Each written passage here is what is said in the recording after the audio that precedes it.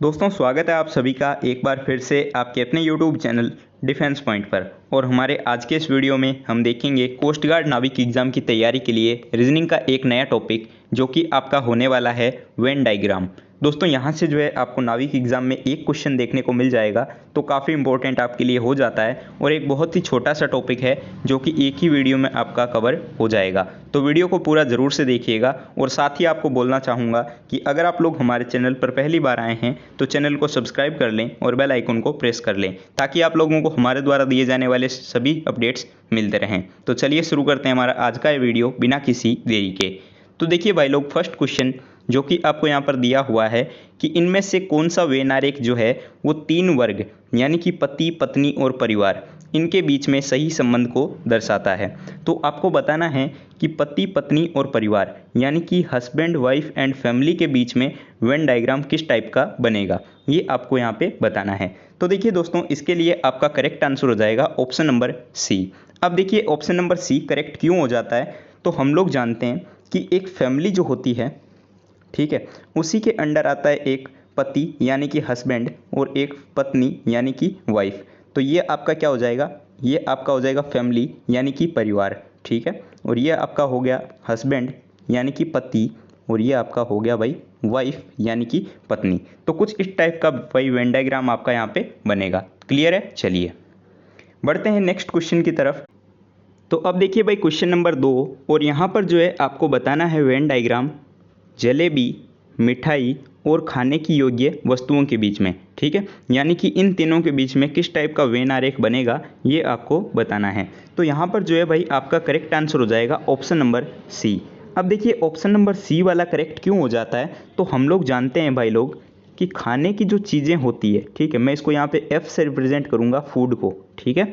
तो खाने की जो चीज़ें होती है उसी के अंडर आती है आपकी मिठाइयाँ यानी कि स्वीट्स, ठीक है, और स्वीट्स के अंडर आती है आपकी जलेबी, ठीक है, क्योंकि हम लोग जानते हैं कि जो खाना होता है उसके अंतर्गत आता है भाई आप लोगों का मिठाई वगैरह, ठीक है, और मिठाई के अंडर आती है आपकी जलेबी। तो कुछ इस टाइप का वेन डायग्राम आपका बन जाएगा। तो आपको जो है यहाँ पर सी में ऑप्शन में दे रखा है इस टाइप का, तो करेक्ट आंसर हो जाएगा ऑप्शन नंबर सी। और दोस्तों साथ ही में एक प्रैक्टिस सेट में मैंने आपको क्वेश्चन करवाया था, ठीक है, जिसमें मैंने आपको बताया था कि मैन, ठीक है, यानी कि मैन, हस्बैंड और ब्रदर के बीच में, मैन, हस्बैंड और ब्रदर के बीच में मैंने आपको वेन डायग्राम बताया था।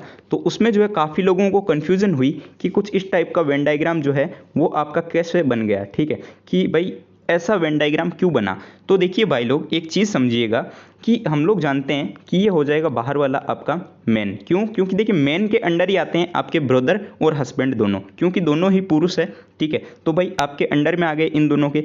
अब देखिए यहाँ पे आप लोगों को अंदर थोड़ी कन्फ्यूज़न हो रही थी कि ऐसा क्यों होता है। तो देखिए कि जो एक भाई होता है, ठीक है, किसी का समझ लीजिए भाई है, तो वो भाई किसी का पति भी तो हो सकता है, ठीक है। ऐसा तो है नहीं कि किसी का भाई जो होगा वो किसी का पति नहीं हो सकता, और किसी का जो पति है वो भी तो भाई किसी का भाई हो सकता है ना, यानी कि इन दोनों के बीच में ये पार्ट कॉमन है, ठीक है। तो भाई इसलिए ये जो है आपका हो गया हस्बैंड और ये आपका हो गया ब्रदर, ठीक है। तो इस टाइप का वेन डायग्राम इसलिए बना था। तो आई होप आप लोगों को क्लियर हुआ होगा कि इस टाइप का वेन डायग्राम क्यों बना था उस प्रैक्टिस सेट में जो कि मैंने आपको लास्ट में करवाया था। तो क्लियर हुआ होगा ये चीज़ आपका, ठीक है। चलिए बढ़ते हैं दोस्तों अब नेक्स्ट क्वेश्चन की तरफ। तो अब देखिए भाई क्वेश्चन नंबर 3, और यहाँ पर जो है इस क्वेश्चन में आपको वेन डायग्राम बताना है कीट, चींटी और मच्छर के बीच में, ठीक है, यानी कि इंसेक्ट, आंट और मॉस्किटो के बीच में आपको बताना है कि इनमें से कौन सा वाला वेन डायग्राम बनेगा। तो अब देखिए यहाँ पे आप लोग थोड़ा सा क्लियर कीजिए चीज़ों को, और काफ़ी अच्छा क्वेश्चन भी हो जाता है। तो हम लोग जानते हैं भाई, ठीक है, कि जो आपके कीड़े मकोड़े होते हैं, कीट वगैरह जो होते हैं, ठीक है, मैं इसको मान लेता हूँ कीट, यानी कि इसको इंग्लिश में बोलते हैं भाई आपका इंसेक्ट्स, ठीक है। जो कीड़े वगैरह होते हैं उनको हम लोग इंसेक्ट्स बोलते हैं, ठीक है। अब जो है हमें बताना है मच्छर और चींटी के बीच में। तो ये समझ लीजिए कि मैं मान लेता हूँ कि ये मच्छर हो गया आपका, ठीक है, ये क्या हो गया आपका मच्छर, यानी कि हो गया आपका मॉस्किटो, ठीक है। अब देखिए चींटी भी आपको बोली गई है, तो चींटी भी जो है भाई कीटों के अंदर ही आती है, ठीक है, इंसेक्ट्स के अंदर ही आती है। तो हमें कुछ इस टाइप की आकृति दी हुई है, ठीक है। तो ये आपका हो गया समझ लीजिए चींटी। तो ये भाई कुछ इस टाइप का वेन डायग्राम आपका यहाँ पे बन जाएगा। तो अब देखिए यहाँ पे कौन से ऑप्शन में दिया गया है, तो ये आपका ऑप्शन नंबर सी में दिया गया है। तो करेक्ट आंसर हो जाएगा आपका ऑप्शन नंबर सी। क्यों हुआ, तो देखिए हम लोग जानते हैं कीड़े मकोड़े जो होते हैं जिनको इंसेक्ट या फिर कीट बोला जाता है, तो ये भाई आपका कुछ इस टाइप का हो गया आकृति, ठीक है। उसके बाद में हम लोग जानते हैं कि मच्छर जो होते हैं वो कीड़ों के अंदर ही आते हैं, तो ये हो गया आपका मच्छर, या फिर इसको आप चींटी मान लीजिए, इसको मच्छर मान लीजिए। तो ये आपका हो गया, बाकी जो बचा था वो चींटी, ठीक है, क्योंकि चींटी भी आपके कीट के अंदर ही आती है। तो करेक्ट आंसर हो जाएगा ऑप्शन नंबर सी, ठीक है। चलिए क्लियर है, बढ़ते हैं नेक्स्ट क्वेश्चन की तरफ। तो अब देखिए भाई क्वेश्चन नंबर 4, और यहाँ पे जो है इस क्वेश्चन में आपको वेन डायग्राम बताना है लेखक, दार्शनिक और शिक्षक के बीच में। बहुत ही इजी है भाई, ठीक है, क्योंकि देखिए एक लेखक जो होता है वो आपके शिक्षक भी हो सकता है, ठीक है, यानी कि उसकी हॉबी हो सकती है लेखन करना, ठीक है, वो एक शिक्षक भी हो सकता है। और जो लेखक और शिक्षक होते हैं वो दार्शनिक भी भाई हो सकते हैं, यानी कि इन तीनों में जो है भाई पार्ट कॉमन होगा। तो करेक्ट आंसर कौन सा हो जाएगा आपका ऑप्शन नंबर ए वाला। क्यों, क्योंकि एक लेखक जो कि दार्शनिक भी हो सकता है और शिक्षक भी हो सकता है, ठीक है, और एक शिक्षक जो कि भाई एक लेखक भी हो सकता है और एक दार्शनिक भी हो सकता है। तो भाई इन तीनों में एक एक चीज़ कॉमन है, तो ये भाई कुछ इस टाइप का वेन डायग्राम आपके यहाँ पे बन जाएगा, ठीक है। आप लोग थोड़ा सा मेंटल एबिलिटी लगाइए, खुद से क्वेश्चंस को सॉल्व करने की कोशिश कीजिए, आप लोगों को डेफिनेटली समझ में आ जाएगा। ये वीडियो दोस्तों खत्म हो जाने के बाद में आप लोगों को 2 काम करने हैं। सबसे पहला, कमेंट करके बताइएगा कि आप लोगों को जो है समझ में आया है या फिर नहीं आया है, और कितना आपका स्कोर रहा है, ठीक है। यह पहला आपका काम है। और दूसरा काम आपका यह है कि आपके पास में जो भी रीजनिंग की बुक है उसमें से आप लोगों को वेन डायग्राम का चैप्टर उठाना है और वहां से जो है सारे क्वेश्चंस को सॉल्व करना है। अगर किसी क्वेश्चन में प्रॉब्लम आती है तो भाई मुझसे पूछिएगा, ठीक है। चलिए बढ़ते हैं नेक्स्ट क्वेश्चन की तरफ। तो अब देखिए बहुत ही अच्छा क्वेश्चन आपके सामने है, इस टाइप का क्वेश्चन आने के पूरे चांसेस बनते हैं। यहां पर देखिए क्या बोला गया है कि निम्नलिखित में से कौन सा विकल्प निम्नांकित वेन आरेख से संबंधित है, यानी कि सर्वाधिक उपयुक्त होगा। तो भाई एक आकृति दी गई है आपको जिसमें कुछ 3 वर्ग यहाँ पर इस टाइप के बनाए गए हैं, ठीक है। तो आपको बताना है कि जो ऑप्शंस दिए गए हैं ए, बी, सी और डी, इनमें से किसके लिए ये जो फिगर है ये सूटेबल है, ठीक है। तो यहाँ पर देखिए ये कौन सा भाई सही हो जाएगा आपका, तो भाई यहाँ पर जो है आपका सही हो जाएगा option number D, Bharat, Uttar Pradesh और लखनऊ। अब देखिए ऐसा क्यों होगा, तो मैं आपको एक एक पॉइंट क्लियर करता हूँ, ठीक है। तो देखिए अगर यहाँ पर सोडियम धातु और फ्लोरीन की बात की जाए, तो यहाँ पर भाई धातु, सोडियम और फ्लोरीन की बात होगी तो ये यहाँ पे थोड़ा सा अलग हो जाता है, ठीक है, क्योंकि ये तीनों चीज़ें सेम नहीं है गुणों के आधार पर, ठीक है। अब देखिए भाई ऑप्शन नंबर बी की बात करें तो यहाँ पर भी देखिए थायराइड ग्रंथि, पीयूष ग्रंथि और अंतःस्रावी ग्रंथियाँ, ये तीनों भाई आपके तीनों अलग अलग ग्रंथि है, ठीक है। तो ये भी भाई आपका इस टाइप का वेन डायग्राम बन जाएगा यहाँ पे। अब देखिए दूसरी चीज़ जो बोली गई है यहाँ पे ऑप्शन नंबर सी में, दादा, पिता और पुत्र, ठीक है। तो यहाँ पर भी जो है भाई आपका थोड़ा सा अलग हो जाता है, ठीक है, क्योंकि एक पीढ़ी जो है वो 2 कनेक्शन में रह सकती है, यानी कि किसी का पिता जो होता है वो पुत्र हो सकता है, ठीक है, उसका अलग पुत्र होगा, वो भाई किसी का दादा भी तो हो सकता है, लेकिन यहाँ पे थोड़ा सा अलग सिस्टम चल जाता है। लेकिन आपका जो ऑप्शन नंबर डी दिया हुआ है ये पूरा सूटेबल है। कैसे, तो देखिए मैं आपको यहाँ पे वेन डायग्राम बना के दिखाता हूँ कि कैसे होगा। तो इसको भाई आप लोग मान लीजिए भारत, ठीक है, यानी कि इंडिया। अब भाई इंडिया के अंदर आता है भाई आपका यूपी, ठीक है, यानी कि उत्तर प्रदेश। मैं इसको यूपी से लिख देता हूँ। तो अब देखिए ये हो गया आपका यूपी, और यूपी के अंदर है भाई आपका लखनऊ, ठीक है। तो मैं इसको लखनऊ को एल से लिख देता हूँ। तो भाई कुछ इस टाइप का वेन डायग्राम आपका बनेगा और ये पूरा सूटेबल है ऑप्शन नंबर डी के लिए। तो correct answer will be option number D, ठीक है। क्लियर हुआ है बिल्कुल। चलिए बढ़ते हैं नेक्स्ट क्वेश्चन की। तो अब देखिए भाई क्वेश्चन नंबर 6, और ये क्वेश्चन भी आपका पिछले क्वेश्चन की तरह काफ़ी शानदार और टॉप लेवल का क्वेश्चन हो जाता है, तो ध्यान से समझिएगा दोस्तों। पिछले 2-3 जो क्वेश्चन मैंने आपको करवाए थे वो इजी क्वेश्चन थे, लेकिन अब जो 2-3 क्वेश्चन आपको देखने को मिलेंगे ये आपके थोड़े लेवल वाले क्वेश्चन बनते हैं, और यहाँ से जो है आपके एग्जाम में आने के चांसेस पूरे पूरे बनते हैं। तो यहाँ पर देखिए इस क्वेश्चन में बोला जा रहा है कि वेन आरेख में निम्न में से कौन सी संख्या जो है वो दयालु अध्यापक को दर्शाती है, यानी कि आपको नीचे एक फिगर दिया हुआ है और उसमें कुछ नंबर लिखे हुए हैं, और उसमें आपको बताना है भाई कि कौन सा नंबर जो है वो दयालु दयालु अध्यापक को दर्शाता है। और इन फिगर्स का मतलब भी आपको भाई यहाँ पर समझाया गया है कि जो आयत है, त्रिभुज है और सर्कल है, इनका मतलब क्या है। तो देखिए, ये जो त्रिभुज है इसका मतलब है भाई आपका स्ट्रिक्ट यानी कि कठोर, ठीक है। तो मैं इसको एस से रिप्रेजेंट कर देता हूँ। फिर ये जो आपका आयत दिया हुआ है इसका मतलब है भाई सॉफ्ट हार्टेड यानी कि दयालु, ठीक है। और ये जो आपको सर्कल दिया हुआ है इसका मतलब है टीचर, ठीक है। तो आपको क्या बताना है, क्वेश्चन में बोला है कि दयालु अध्यापक को दर्शाने वाली संख्या। तो आपका भाई दयालु भी होना चाहिए और शिक्षक भी होना चाहिए यानी कि अध्यापक भी होना चाहिए। तो आपको किससे मतलब है, यहाँ पे फिगर में अगर देखेंगे तो भाई आपको जो है एक तो सर्कल से मतलब है क्योंकि शिक्षक का बोला गया है, तो ये आपको फिगर देखना है। और एक भाई दयालु होना चाहिए यानी कि सॉफ्ट हार्टेड होना चाहिए। तो आपको भाई इन दो फिगर से मतलब है, आपको इस त्रिभुज से कोई भी मतलब नहीं है। तो आपको वो संख्या बतानी है जो कि इस सर्कल और इस आयत के बीच में है, ठीक है। तो यहाँ पर इस फिगर को ध्यान से देखिए आप लोग, जो क्वेश्चन में दिया हुआ है। तो यहाँ पर देखिए भाई, मैं फिगर इसको बनाऊं तो देखिए ये कुछ इस टाइप का फिगर बनता है, ठीक है। ये कुछ इस टाइप का फिगर भाई यहाँ पे बनता है। और यहाँ पर देखिए इस सर्कल में 6 दिया हुआ है, एक यहाँ पर 4 दिया हुआ है और एक यहाँ पर 3 दिया हुआ है। तो यहाँ पर देखिए सर्कल में और आपके आयत में आने वाला नंबर, तो इन दोनों में भाई एक नंबर कॉमन है, ये है 4, ठीक है। आप लोग यहाँ पर अच्छे से देख पाओगे। तो यहाँ पर देखिए भाई इस सर्कल में और इस इस आयत में जो नंबर दिया हुआ है बीच में, ये आपका दिया हुआ है 4, यानी कि टीचर भी होना चाहिए और सॉफ्ट हार्टेड भी। तो भाई नंबर करेक्ट हो जाएगा आपका 4, ठीक है।